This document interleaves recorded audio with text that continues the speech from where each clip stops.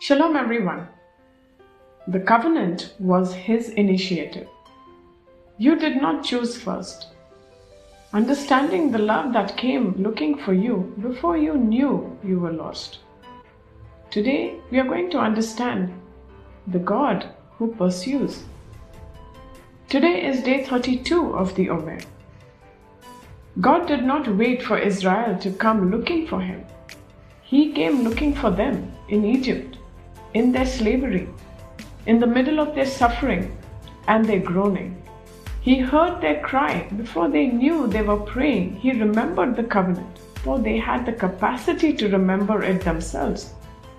He sent Moses before they asked for a deliverer. He parted the sea before they had a strategy for escape.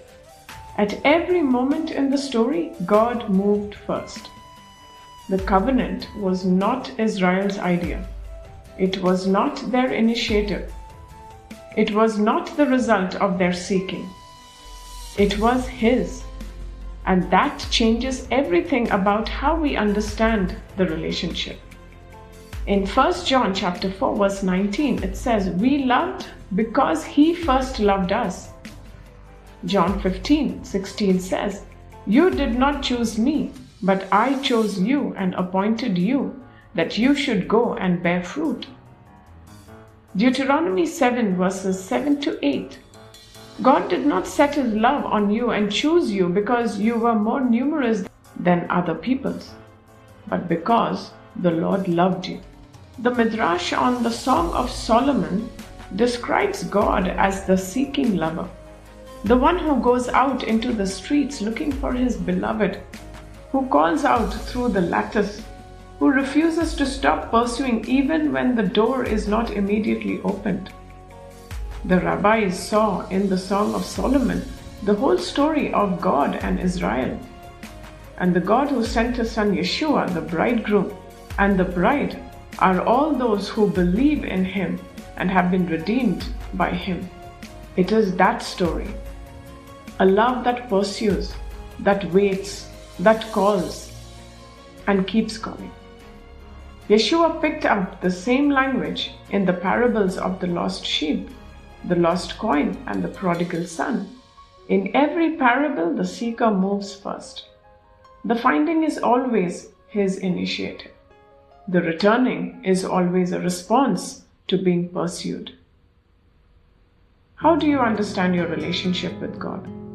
As something you found or something that found you?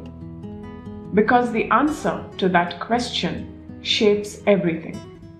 If you believe you found God, then your standing with him depends on the quality of your seeking. If your faith wavers, if your seeking gets inconsistent, if you go through a dry season, then you are afraid you might lose him. But if you believe that he found you, then your standing with him rests on his pursuit, not yours. And he does not lose the things he goes looking for. The lost sheep was found, the lost coin was found, and the prodigal son was seen from a long way off, before he even arrived home, because the father had never stopped watching the road. Rest in being found today. Write in your journal, the moment I most clearly see God's pursuit of me, the time he came looking before I was looking for him, is, you can fill in the blanks. Trace his initiative in your story. Where did he show up before you called? Where did he open a door you had not knocked on? Where did he send someone to you that you had not sought? Stop striving today. Choose one area of your spiritual life where you have been straining to maintain connection with God, trying harder, performing more, feeling guilty when you fall short, and deliberately rest in his truth today. He is holding this. His pursuit does not stop when yours does.